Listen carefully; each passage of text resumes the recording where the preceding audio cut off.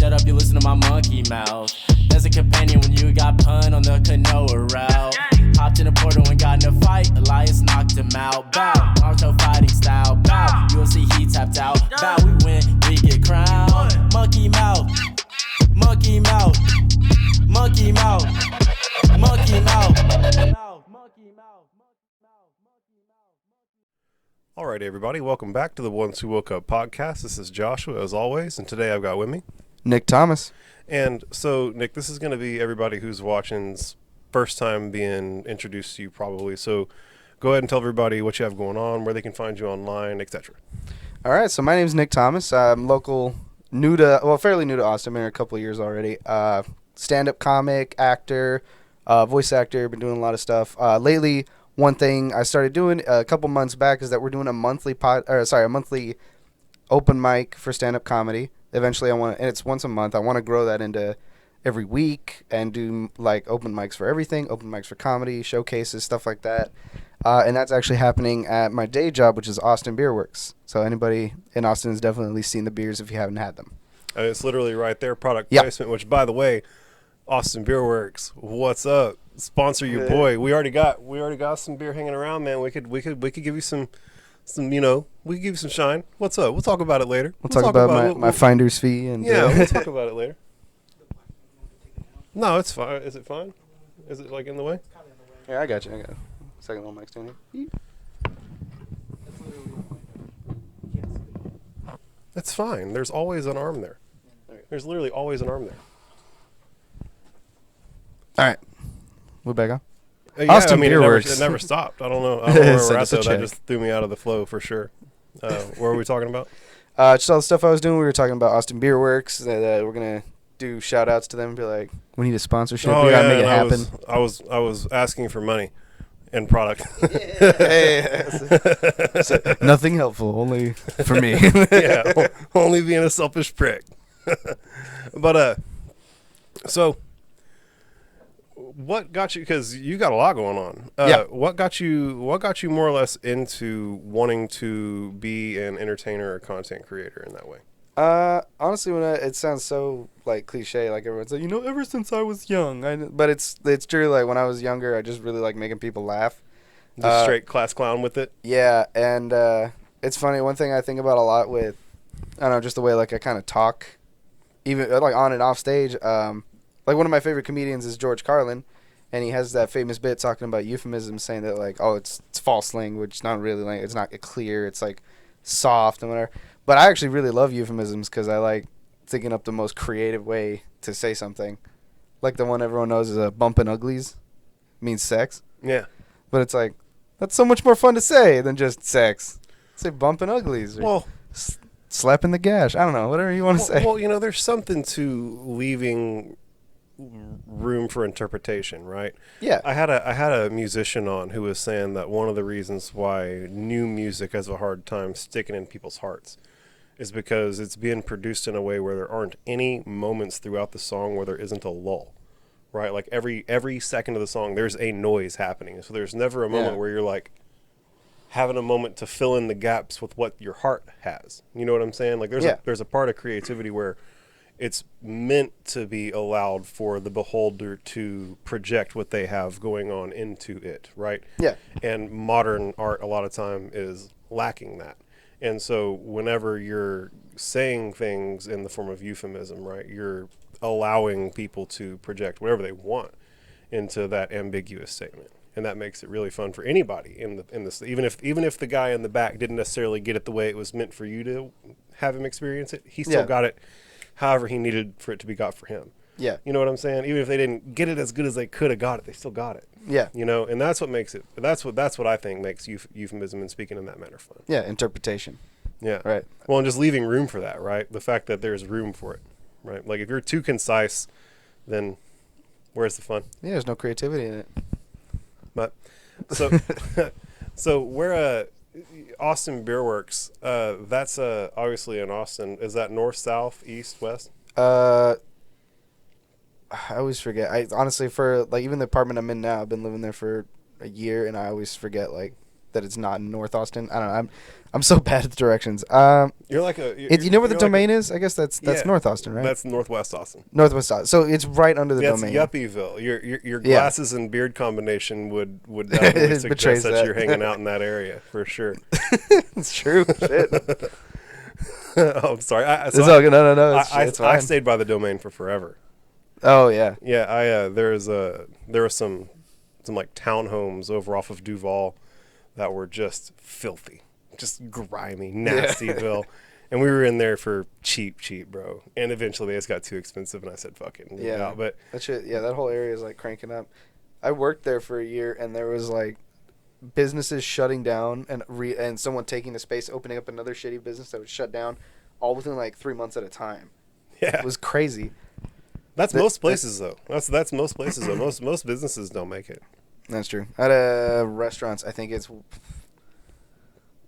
80%, I think is the number, will close before a year because It's not even hard. surprising. Well, most of the people who want to get into it are people who really just want to cook. yeah. Or they really just want to be chefs, right? They have neat ideas about food and they want to create, or they like to cook and that's their zen space, and that's just, they have different reasons for it, but they're not really business savvy folk. You know what I'm saying? They're not. Yeah. They're not a guy with a. You don't get a guy with a Harvard business degree going, I want to start a restaurant in my hometown. You know what I'm saying? Oh yeah. It's just. He's talking about NFTs. He's out here robbing everybody. Yeah. But so the point is that it's just a matter of you get folk who have aptitudes that lie in playing roles within a restaurant.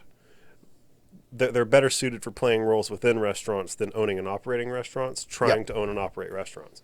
You feel me? Yeah. And so that's I get it. and so that's why I think the big hole is there. I wish that people who had passions for food would go out and find business partners who know exclusively how to run business, and people who are experienced restaurateurs who are on the business side of things, and have the trust and willingness to, at least on your first attempt to open a restaurant, go and get with a partner so that you can learn from them and see how to do that side of the business. Yeah. And then if it doesn't work out or whatever, now at least you go and try the next thing. Now you can run with what you learned from them, right? Because there's a lot. I've been running business for a decade, and there's a lot to a lot of the shit that like the average person just does not even think about at all.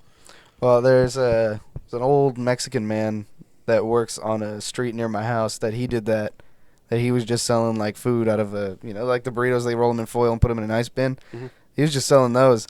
And then he got married, and then she started managing the money, and now the dude has a food truck there. Yeah. And I was just like, that's it? He just got married?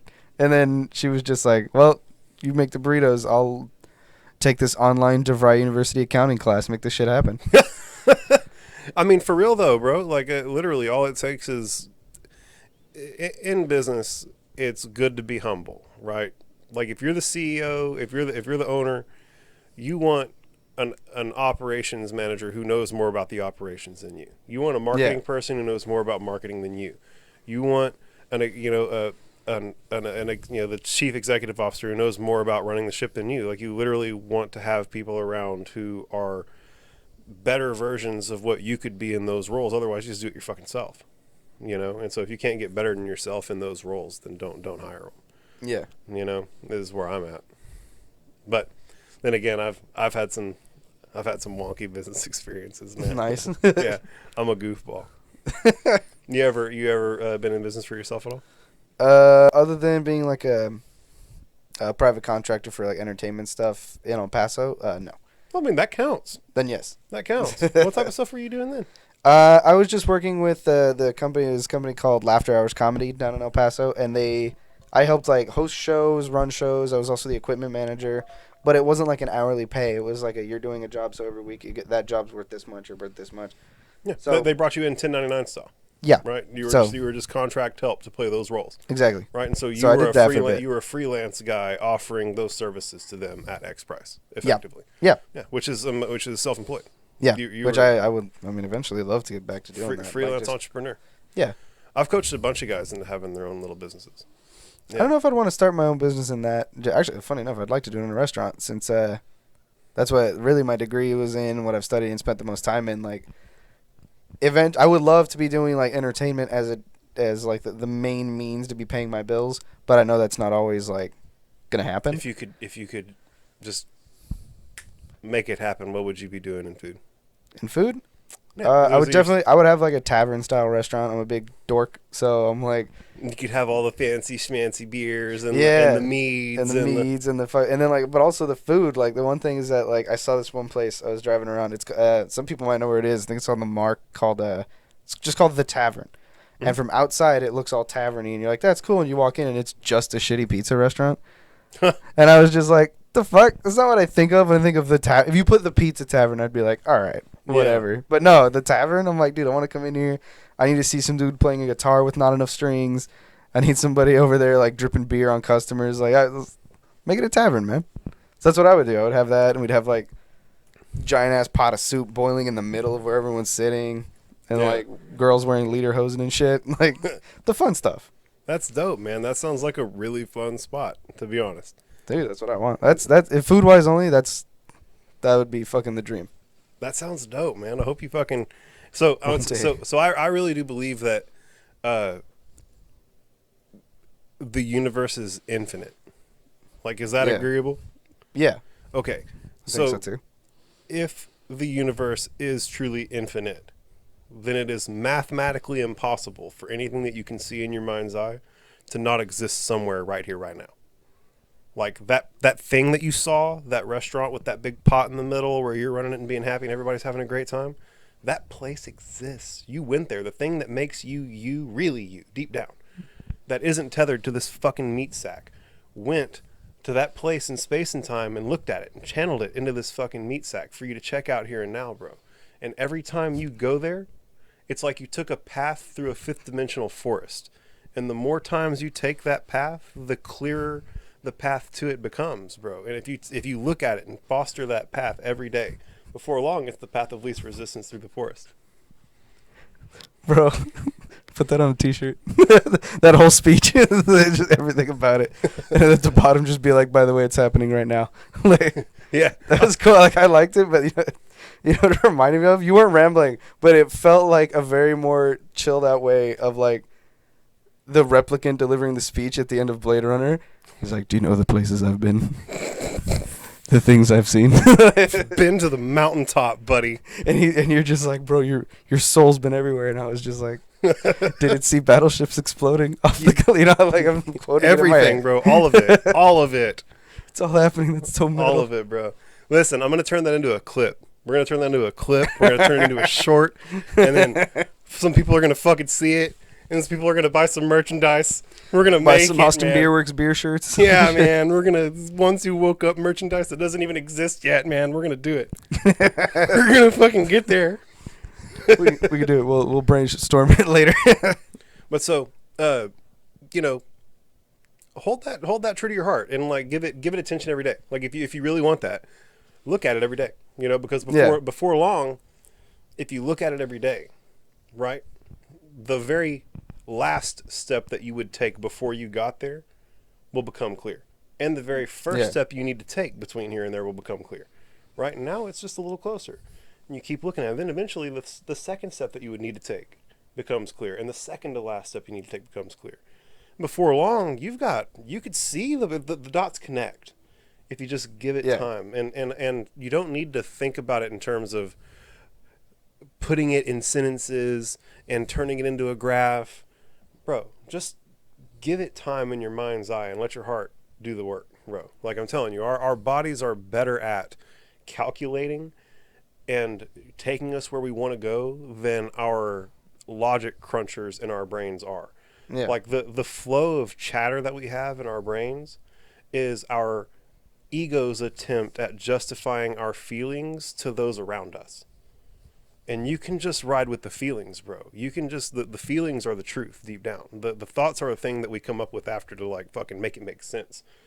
But it makes sense deep down. Like you already know. That's why you feel that way. And so just feel for it, bro. Go for it every day. And you'll get where you're going, man. I promise. Thank you. And so So like whenever you were saying that shit, I was seeing that too. You know what I'm saying? Yeah. And so I was also walking the path, and so now the path in the forest is a little extra quick as two people walk that path. You know what I'm saying? And if you think of it like every day is the same starting point in the forest, but every path that you look at in your mind's eye is a path you're walking through in the forest. The people around you are also in that same spot. And so if you were saying that to me and I thought about something, just you failing, right? Yeah. Well, now there'd be two paths, right? And and if enough people think about you not making it before long, that's the path of least resistance in the forest, no matter which way you're thinking about it. You feel me? And so this is like why they talk about like in The Secret and the law of attraction and shit like that. They're onto something, bro. But I think their metaphysic is wrong. But I do sincerely believe that our thoughts and the places that we look at within the fifth dimension create paths of lesser resistance between where we are and that place. And so too do the people around us. So you don't want paths of lesser resistance in the fifth dimension being created to places that you don't want to go. And so whenever you talk about this shit, you want to make sure you talk about it with people who are going to see the thing in their mind's eye that you want them to see. Yeah. Yeah. Yeah. I'm not gonna lie, I'm picking up about half of this. Fuck, man. I'm sorry, bro. It's not you. I'm so sorry. But I'm just like, I'm trying to put it together. I'm like, all right, yeah, okay. You go back and listen to the podcast like 3 times. Oh yeah, dude, it's gonna be like playing fucking Star Fox, where you have to do like a different route every time to get the whole story. Bro, did you just fucking call it Star Fox 64? Yeah, dude. Bro. I need to hit a fucking dab. That was my favorite fucking game on the come up. Dude. I swear to fucking God. It's quiet. Too quiet. That fucking game is too fucking good, bro. I didn't play it as much as other N64 games, but I played it a bit and I liked it. And it was actually my friend has the one that had a copy, so I borrowed it. I could only do so much, and I had to go to his house and just watch him like show me all the other extra shit. Man. And then it kind of sucks because I'm like, well, it's a Nintendo 64 game. I'm not like watching the cutscenes. I want to play. I'm like, come on, it's fine. Also, the cutscenes happen while you're playing. Yeah, but man, that was such a good fucking game. What was your favorite game back in the day? Whenever you were like a kiddo. My first console was the 64, and I liked Smash, Pokemon Stadium, 1 and 2. Fuck, what was that other one? Paper Mario was the fucking shit. There was a fucking other game. God damn it, what was it? Ah, fuck. Well, that's a robust list. It was just Pokemon Snap. That's the other one. So lots of Pokemon. Yeah, a lot of Pokemon just because it was like blowing up at the time. It was, I don't know. You know, I feel old when you're like, yeah, that was the good time of Pokemon. You know, even back then, I never really got into it. I didn't care too much about the games, like the Pokemon games, the main ones where you like catch them, do all that shit. But Stadium was fun because it was like, I think it's the last quote unquote fighting game I've ever seen where the entire roster is just unlocked at the beginning. So I remember getting that or not even getting that. Like I didn't know it was a problem back then, but it was cool. You're like, I look at all these options to try to play as. It was like so many options. Yeah, and everyone always went with the same team where it was just like the 5 legendaries and then one other Pokemon. Whoever their favorite random was. Yeah, so it was like Zapdos, Articuno, Moltres, Mewtwo. Or was Mewtwo a thing? I think in the second one. Mewtwo is around for a long time. Yeah, but I don't remember if he was in Stadium. But they would get all the legendaries and then just like Snorlax, and they're like, "Yo, my team's ready." And you're like, "Is it? You just grabbed a bunch of nukes. That's not really a team." Yeah, there's no fun unless you win. Then shut up. Like, yeah, there's no fun in that. Yeah, but I dug that. The game I played the most back in the time was like the Jack and Daxter series on my PS2 once I got it. That was good. Dude, I played 2 like relentlessly. That shit was crazy. Those were good games. It was so long ago, and they didn't hit hard enough for me that the stories of 1 and 2 definitely blend together. I couldn't differentiate the 2 right now. Jack and Daxter? Yeah. Yeah. But I know that I played them both, and I know I enjoyed them both. I was an NCAA head. I was playing NCAA football. NCAA. If there was a copy around with me and my friends, we would play. I still have a copy. That's dope. I have the last year. God, I actually don't think I've played for like, how old am I? Shit, maybe like 17 years. I mean, it's been a long time. They ain't had it around for a while. Yeah. I have a copy of the last edition that they made of it that is still for the PS3. It's actually at my cousin Jeremiah's house because my cousin Jeremiah is the only one who has a PS3 right now. Shout out Chop. I hope he hasn't lost that fucking game, but it's in the it's in my old school PS1 disc case. And like Nice. I can still go play it if I want to, but I heard they're bringing that shit back. I don't know. I'm not. I don't really follow like the sports video games. Like I know of them, but I know like they've kind of been under fire for the last couple of years. Actually, NCAA coming back might be a good thing because like everyone's griping that like FIFA is the same game every year.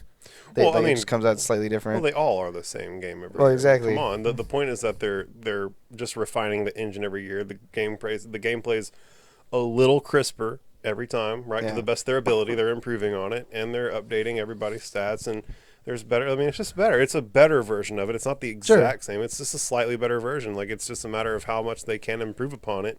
I wouldn't in do a it year every whenever year. they're having to release it every year. That's true. Yeah, I would say that maybe they should start releasing them every 2 or 3 years and doing updates between here Just and there. major so update. so that it could feel like a more drastic change between them. But honestly, I buy the shit every year. I'm like, give me that Madden money. And so I have no complaints. Like, bro, I feel like every year they change it up enough and they try and improve upon it sincerely. Like, you could tell every time. It's like, this feels a little better, you know? All right. And so, cool.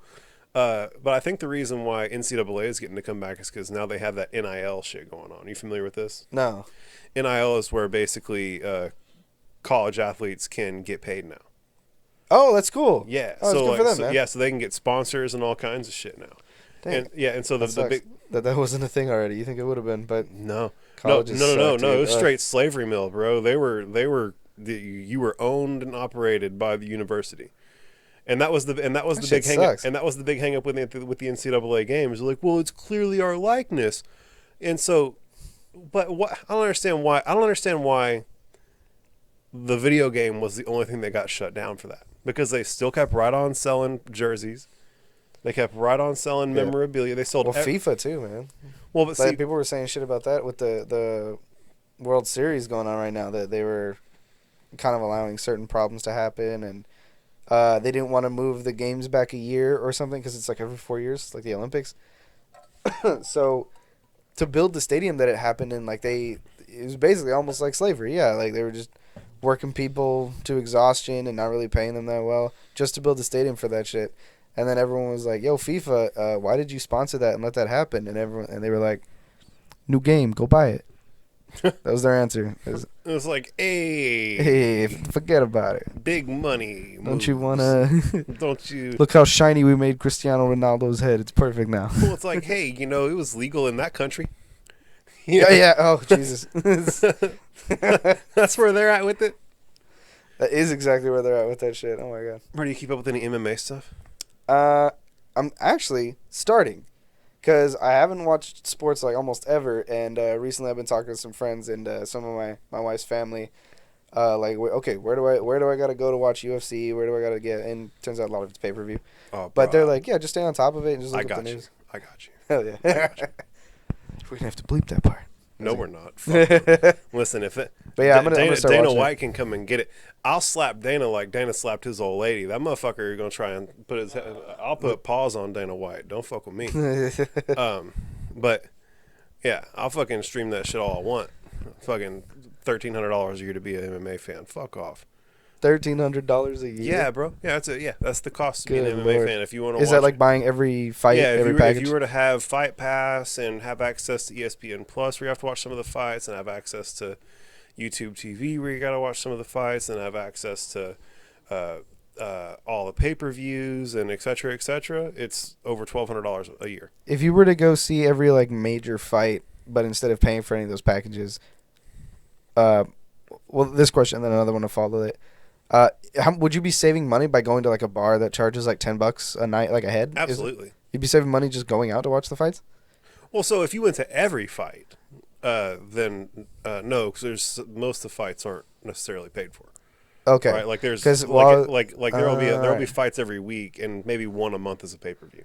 Okay. Yeah. And then that was my next question, was like how many fights a year are like considered big fights? Like these are there's like 12, 14 pay-per-views a year.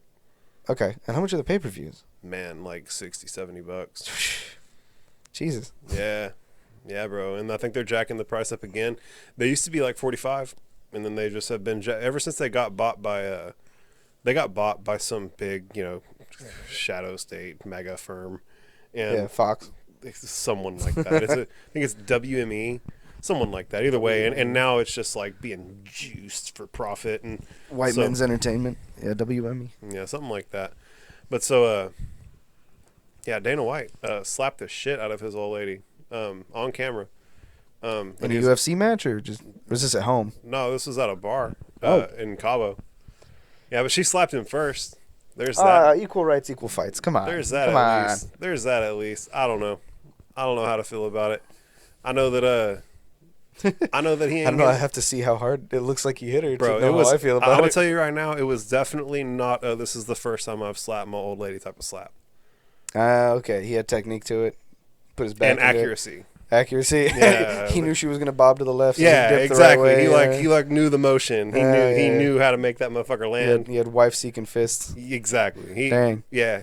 It was uncomfortable to watch. It's one thing if she slapped him and he just kind of like shoved her away or something, but it was like, nah, she slapped him and he was like, got you. Like cock back. Oh, Faked her out with a jab first. Boom. Definitely like put one paw out to like make sure he had her measured the way he wanted.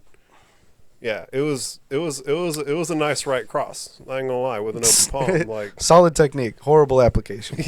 yeah, that's a perfect time to use that saying, bro.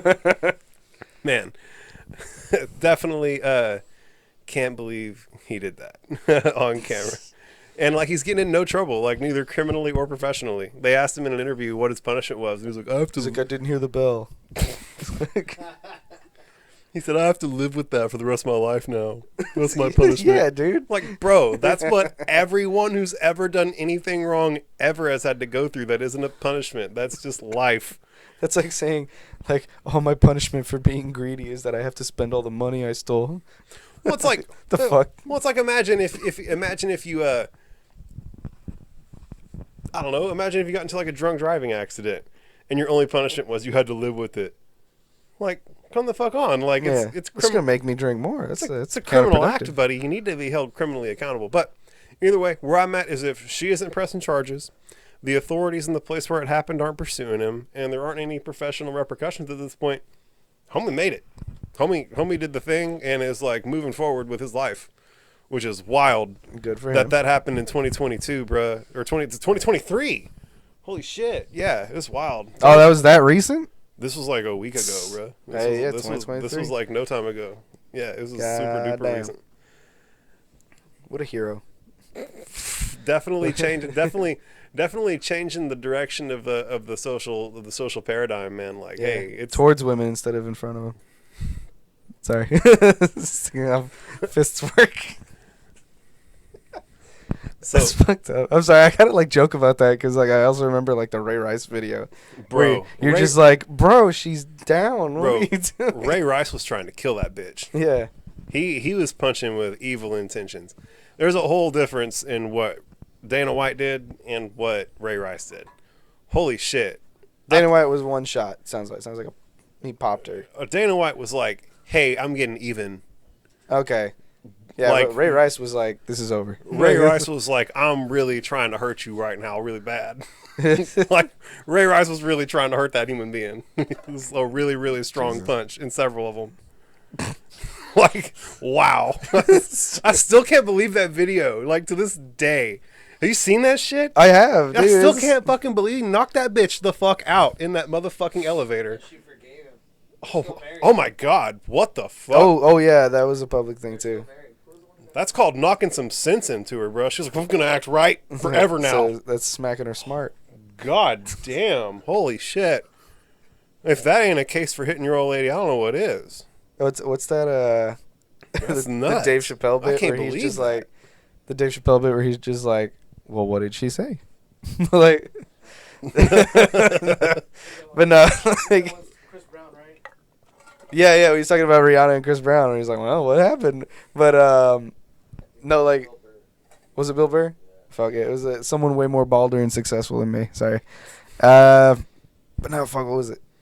Yeah, like, what did she say? Like, I'm not defending what he did. I'm not saying that. But, like, what did she say to him that he was like, this has to happen this way now? Like, Man, it was probably some heinous shit. Women, spouses in general know how to, like, really get under each other's skin.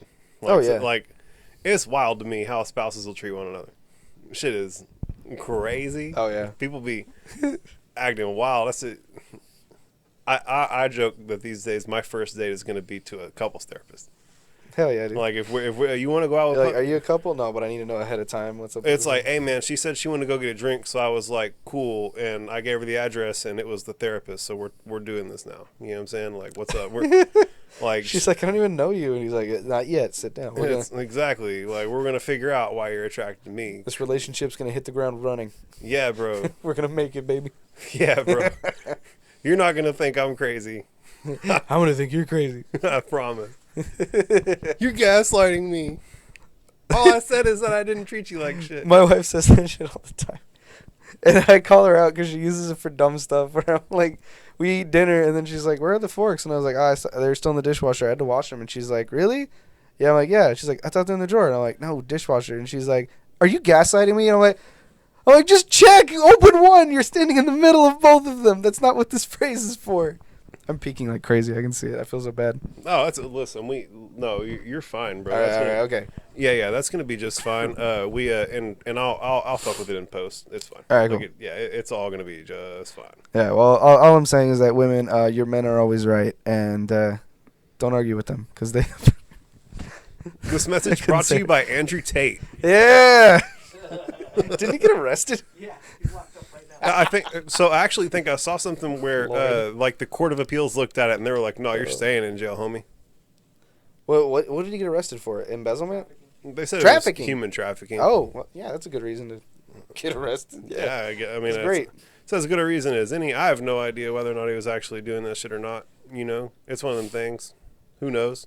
I don't know. Anybody with Hey, due process is going to happen. He's going to go to court, and like the courts are going to figure it out. I guess. I don't have any trust in the courts, though. I don't have any trust in the system, bro. Like, but someone like him, they'd probably want to lock that dude up. I don't even know that much about him, but I'm just saying he seems like one of those guys that people are like, he makes a lot of noise. Put him in the jailhouse. Like, he seems like that guy. Yeah, for sure. It's definitely like some shady stuff all around. Like shady stuff all around. I don't know enough about it. I live under a rock. I fucking do drugs and meditate. It's pretty much where I'm at. I don't really keep up with what's happening at all. That's your first merchant T-shirt. Or merch T-shirt. All I do is sit and or smoke weed and meditate. Do drugs and meditate. Yeah. All I do is do drugs and meditate. There you go. That's perfect. That's great. Man, someone mark that down. Do drugs and meditate T-shirt. On the subject, with a little police badge up at the top for no reason. It's like because what needs to happen is do drugs and meditate. Back to blue. Back to blue. Back to blue. Let's rock a back. Listen, if you ever want to not get pulled over, put a back to blue fucking bumper sticker on your car. That's true. Yeah, you might get your tires slashed if you go into the wrong neighborhood, but like the cops are gonna fuck with you. I didn't do that. I did put a swastika on mine. It seems to be doing the same. Yeah, That was a little too edgy. That's a little too yeah, much. bro. Like it's like punch a Nazi is pretty standard op. I see you flying a swastika on your truck. I'm probably gonna give you what I call a free brick. A free brick. You ever heard of a free brick? Yeah, it's a very fast delivery. Gets there right away. And it goes through something expensive. Yeah, the post. Like a windshield or something that's like highly expensive and like the oldest son's forehead. easy to break. Yeah, exactly.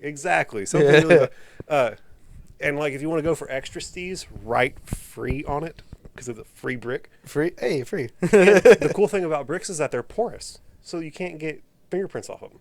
Ah. Yeah. Oh, is that the reason they always do bricks?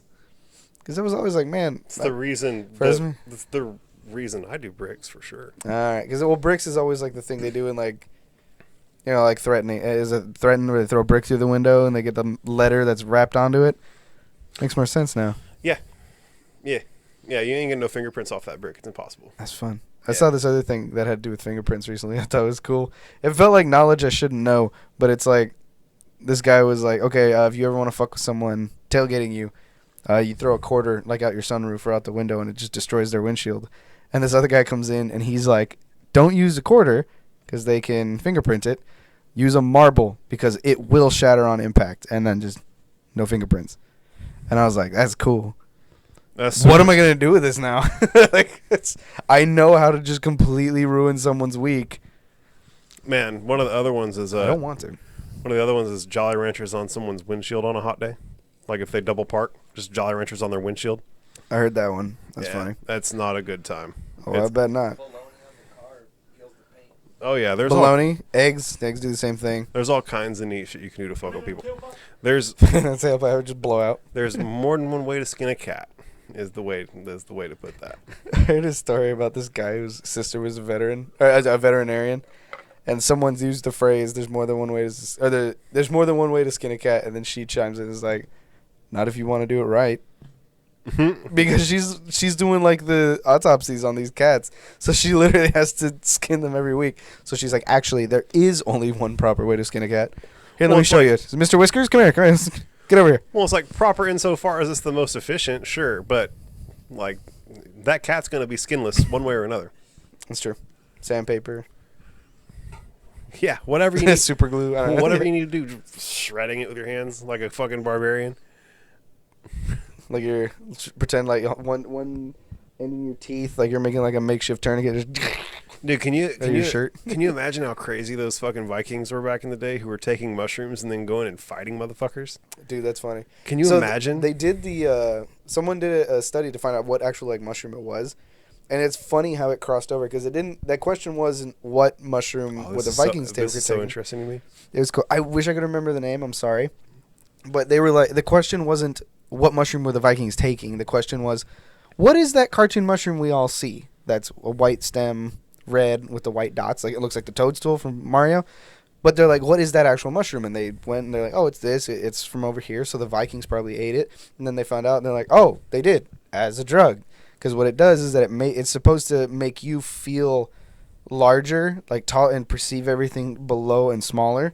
So it made them feel bigger. They gave it to their berserkers because they're the ones that had that. Well, it increases visual acuity. All mushrooms containing psilocybin increase visual acuity. You getting it? Oh, yeah, I already know. It's an Amanita muscaria mushroom. I'm familiar. Yeah. That's cool. I want to eat those. I want to eat those. Yeah. And go to I work. wasn't trying to nerd out too hard, but yeah, I'm already privy. I've already like peeled this guy's brain back. He's already had to be like, bro, calm down a little bit. So I'm trying not to go off into the mushroom names and stuff right now. I'm trying to keep it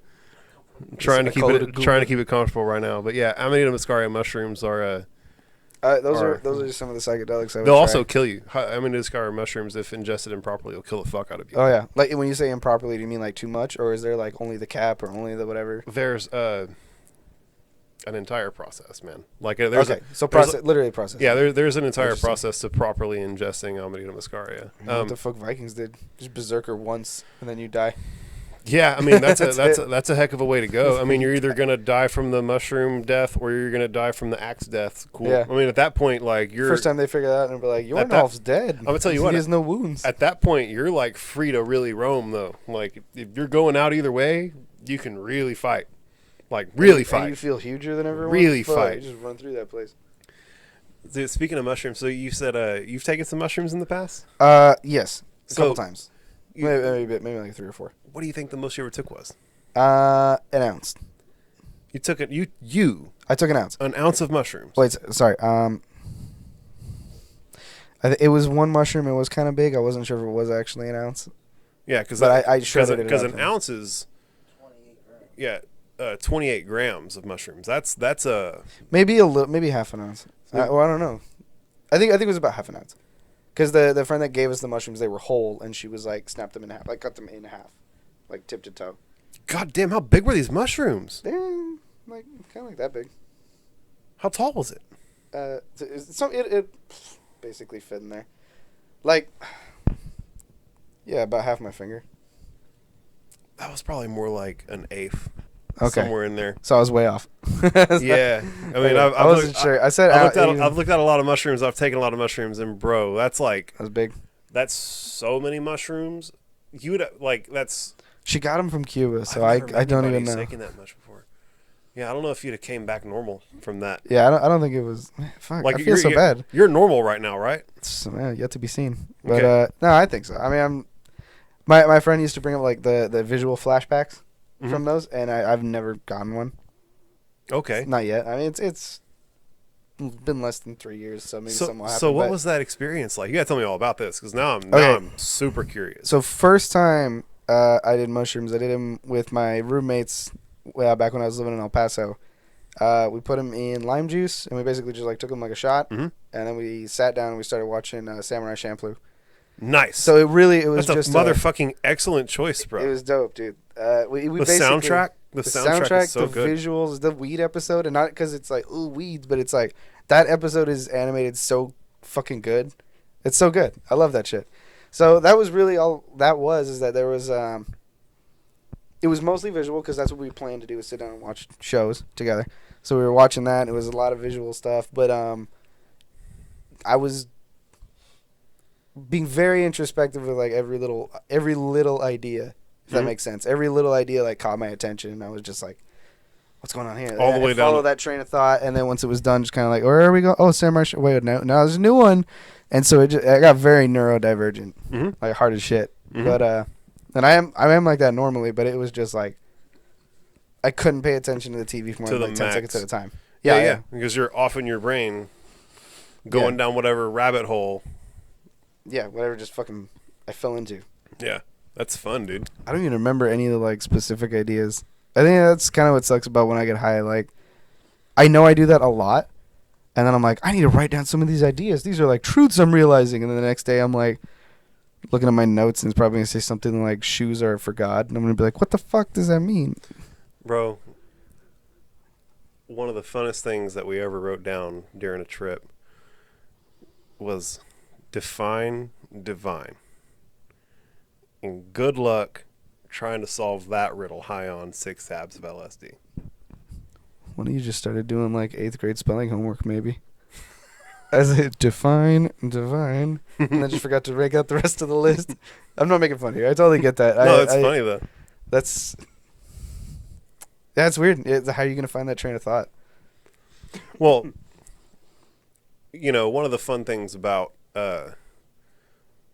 truth and like the way you define stuff is that it's particular to you. It's all subjective. Yeah. You know? And so for me, like imagine he has an idea of what love is. He has an idea of what love is. I have an idea of what love is. You have an idea of what love is, right? And those can all be thought of as two-dimensional snapshots, right? Yeah. And you can put those things together and make a pyramid, right? With our 4, he can make a side, he can make a side, I can make a side, and you can make a side. And all these surfaces are defined by these two-dimensional snapshots of what our idea of what love is, right? Yeah. And in the center of mass of that shape that we just made is what the truth of love really is. You know what I'm saying? Yeah. And so it's like the center point from which all of our perspectives emanate from. And so if you were to take the time to really learn what my perspective on love was and look at love through my perspective, right? And take the time to learn what his perspective on love was and look at love through his perspective, right? The more windows through which you look at these concepts, the more robust an image of what the thing really is you can develop for yourself.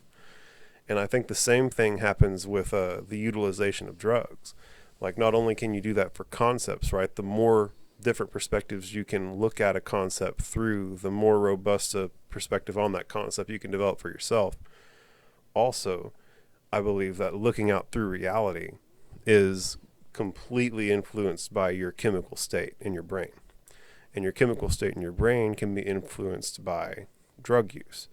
And so, looking at reality through the window of your conscious mind is influenced by the type of drugs you can use. And those are different windows, right? So there's your clear, no drug, Western problem solving state of mind, right? That's one window. There's the high on weed window. There's the high on cocaine window. There's the high on mushroom window. There's the high on LSD window. And these are all different windows through which I've looked into reality. And because of that, now as I sit here now, I have a more robust perception of what reality really is, because I've taken the time to look at it from more than simply the perspective of the Western conscious problem solving state of mind that we all exists in while we're walking around during the day. I think that we can all benefit from that. Where did we start to get here? I don't know. I don't remember what I just said, homie. Yeah, What the fuck were we just talking about? I seem to remember the Yeah. Hulk. Yeah, bro. You gotta understand. I'm such a blown out husk, bro. I get in the flow. I get in the flow state, and like truth starts falling out, and I'm just completely out of my own way, and my body's just going. And then like something happens. You ask me, divine. and then you ask me a question. I'm like, what now? What were we talking? Like it's I swear to God, I have literally no idea what we were just saying. Something about you said define divine, and that like pinged something for me. There's like an echo of something. There. You wrote it down when you were on psychedelics. Oh, and then looking at concepts through different perspectives. Yeah. And then looking at reality through different chemical states. Yeah. Yeah, see? There's a clear train of thought there. Yeah. Yeah. And then it started from... That's not too unreasonable to see how we got there. I think it started from Samurai Champloo. Oh, I was telling you about doing what I did. Oh, see, it's like my whole podcast. I asked you about drugs. I asked you about drugs and what you did, and then I was like... drugs. Yeah. Yeah, bro. No drugs, bro. Sorry, bro. I hijacked the talk, man. I can't help it, man. It's all good. It's all good. Well, so is that the strongest mushroom experience you've ever had, or what do you think the biggest one you ever had was? Oh, so the biggest one that I had was actually so the one time I told you about is not one I definitely did not take an ounce. It was a very small dose. I remember that. The second time I did take a whole mushroom. Was kind of small, I guess. Like Compared to the other one. Yeah. Well, actually, compared to the other one, it was bigger, but just a little bit. But I didn't think about it because I took the cap first, and about an hour later, nothing was going on, so I took the stem. Mm-hmm. And it was funny because it was like a whole hour, and I was like, I put them in orange juice and everything. I did that trick because my friend told me, and I was like, okay, maybe it's just because I was feeling a little high. That's it. You could tell there was something there, but it wasn't doing the thing for you. Yeah. So I took the rest of it, and then and it was like 2 hours before bed. Yeah, so I ended up just laying in my bed for 6 straight hours staring at the ceiling. And I was trying to close my eyes, and every time I closed my eyes, I just ended up... Okay, this is weird. I kept popping into, like, different POVs from people, but not people from today. Like, there was a thing of, like... At one point, I was looking down, and I had, like, old clothes, like, medieval clothes, and I was walking through a forest, and I had a lantern. Fuck yeah, dude. But it was my eyes were closed, and it felt like I blinked again. And then I was a geisha, which was weird. Because literally, I was like folding my kimono, and I was just like, what? And then I blinked again. You're like, I don't even know how to fold a kimono. Yeah, I'm like, this doesn't, it looked like shit. I was fucking that kimono up. It was totally bad. So I just kept like kind of popping into different things, like seeing different lives play out. And one of them was after the geisha, what was it? There was a lantern Fucking, and a geisha. Yeah, the guy with the lantern and the geisha, and then there was like a guy on a boat who was just like, but the guy in the boat was going in circles. So by that one, I was like, all the people I'm gonna be looking through like just idiots, like a geisha that can't fold a robe, a guy that just got lost in the forest, and this dude's paddling in a fucking circle. So I'm always like critical and annoyed by like my trips because the first time I did mushrooms, I went to the bathroom and it hadn't hit me yet, and I was like, I wonder what the first thing I'm gonna like hallucinate, and the toilet started to stretch and get really long. And I was looking at it, and I was like, that's stupid. And the toilet, like, snapped back as if my high was just like, nah, that's true. We can do better. We'll try harder. We'll try harder. So I just get, like, kind of annoyed when it starts, like, every time.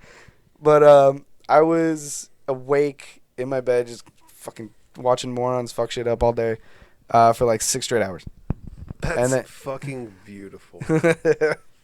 That's absolutely fucking beautiful. Just getting annoyed for 6 hours. This guy doesn't know how to start a lawnmower. Which one do you think you were stuck in for the longest? The geisha, for sure. That one. That's always the first one I remember when I remember that time.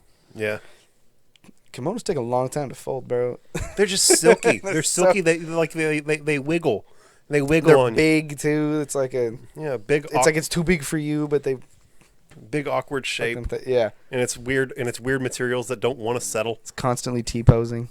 Yeah. It's fucking horrible. Dude, that's so fun. It wasn't even a nice fucking kimono. It was like just solid pink. I was like, what is this? Hey man, it's the color of Sakura leaves, bro. It's like probably like Yeah, but you'd put like a texture on it. You put the leaves. You wouldn't just put solid ass pink. Unless you got, I don't know, maybe this is her daughter's thing. Now we're going into this. All right. maybe it was just like you're fucking walking around day kimono. You weren't out in front of nobody. It's just like in That's the true. garden. In the garden when no one's around kimono. That's true. This is where I have to get down on my knees and dig kimono. Yeah.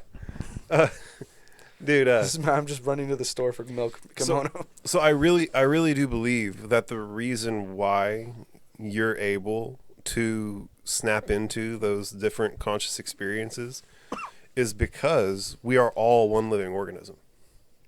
Like, I sincerely believe that we are all the galactic consciousness incarnate, experiencing ourselves for the sake of our own entertainment. I was hoping this would come up. Yeah. I was like, I wasn't like being mean, but I was like, I'm gonna play a little game in my head. How long until he says we are all one? Yeah, I mean, that's like, What's the time? that's like where are we at? 50. 50 minutes. Damn, I was thinking 37 minutes. Hey man, I tried to like so That's cool. So he peeled back. So check it out. Earlier, whenever I looked at the fucking time, it was 37 minutes. Yo, that's what triggered it. So that's where you got that number from. That's another POV, bro. I'm But on again, mushrooms so right again, now. bro, it's like the same way why like animals know when they're being watched, right? They've proven scientifically that animals know when they're being watched by predators. It's because the thing that compels the predator is the same thing that compels the prey. Yeah. And it's the galactic consciousness on the back end. The Christians refer to it as the Holy Ghost.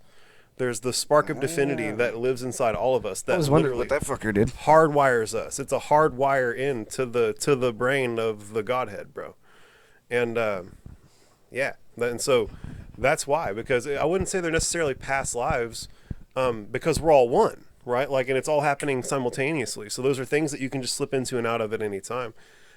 If you're psychologically lubricated enough through meditation and through these drugs, and it's great because you were laying in bed and you couldn't sleep, and so you found yourself in a truly meditative state where you're just trying to go to sleep, right? That's as relaxed as you're ever going to be, and yet you couldn't, and so your brain was still running, and what's left at that point is there's still something there. And Check out some past lives, baby.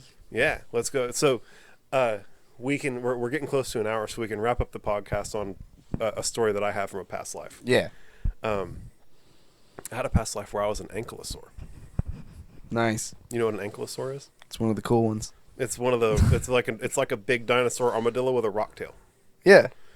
and it was the dry season, bro, like the dry season, Yeah. and so the watering hole had gotten significantly smaller, and it ain't like Jungle Book where there's a fucking watering hole dry season truce. No, Yeah. they'll fucking kill you because your blood has water in it. They can fucking literally survive off your blood. Like, they fucking want you. They want you all the time. And I was terrified because they're still crocodiles. Like the crocodiles, they just hang out in the mud. They don't give a fuck. They're like, the crocodiles aren't dying. If anything, they're eating each other, right? Like, but so the number of crocodiles per unit drinkable water was way, way up. Yeah. And so I was just trying to wait out for some rain, and it never came.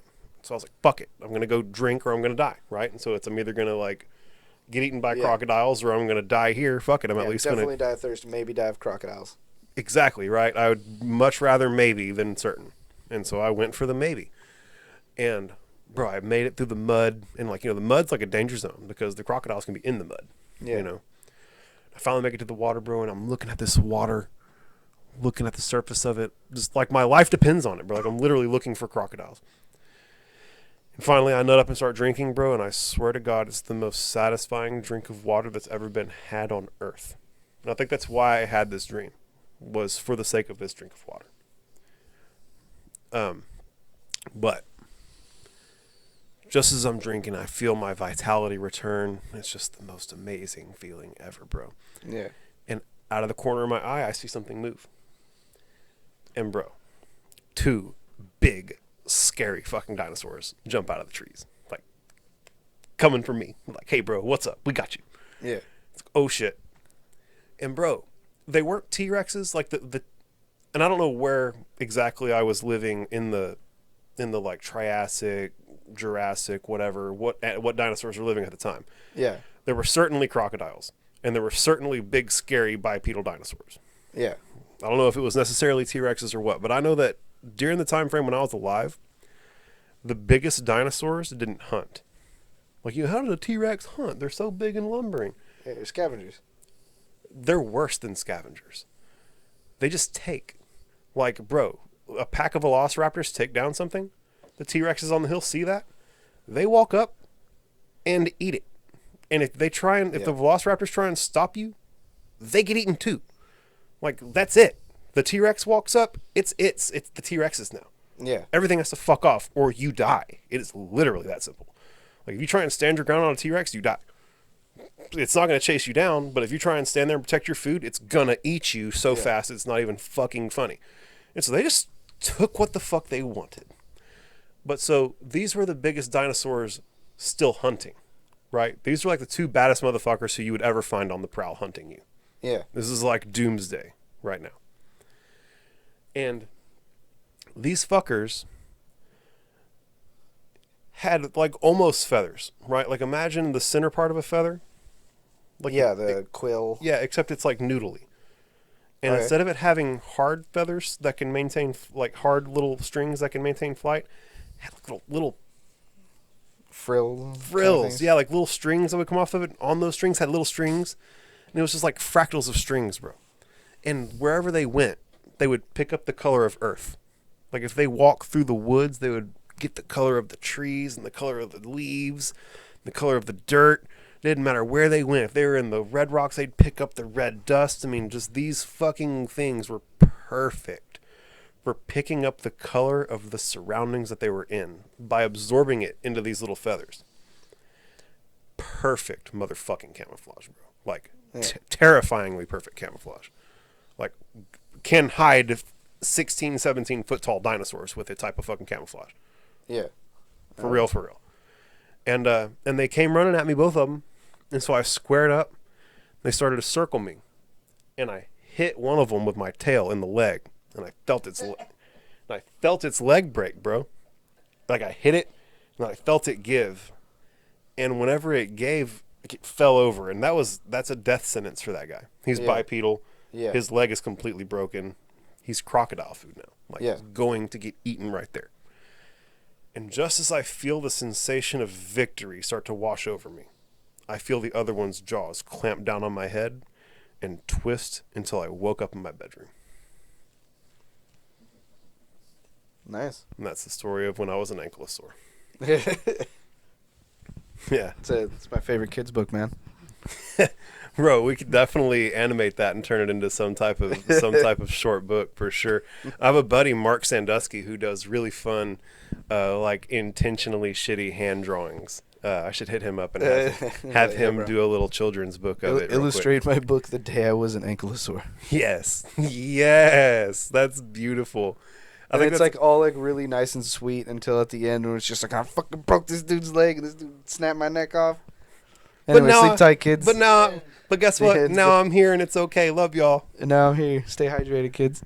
Like just something nice at the end of the book. Just to do drugs and meditate. That's a perfect spot to end the podcast, man.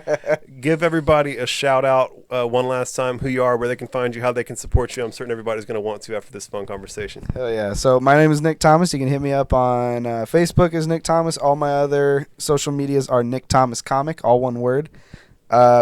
Right now we're still doing our monthly comedy open mic at Austin Beer Works in the Barrel Room over there. It's a nice little private space. It's real low lighting, lot more intimate for the show. I love it. It's been great the few times that we've done it so far.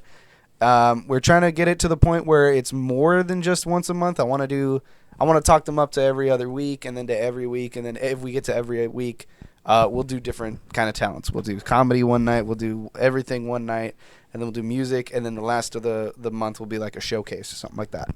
Sounds fun, man. Yeah, I really want them to help us out with that. I think it's all the comics that have been out to that show always love it. Well, it's been good. I'd love to maybe sponsor it.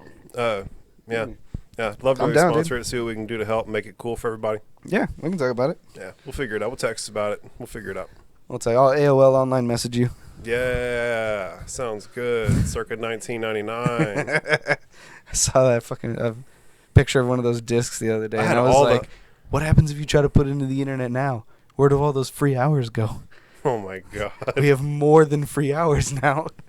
Bro, I used to have all the hoes on AOL Messenger. Make no mistake about it. Yeah. But at any rate, guys, this has been Josh. Well, Nick Thomas. everybody, thank you all so much for tuning in. It's the ones who woke up. We'll catch you guys on the next one. Peace. Monkey mouth, monkey mouth, monkey mouth, monkey mouth.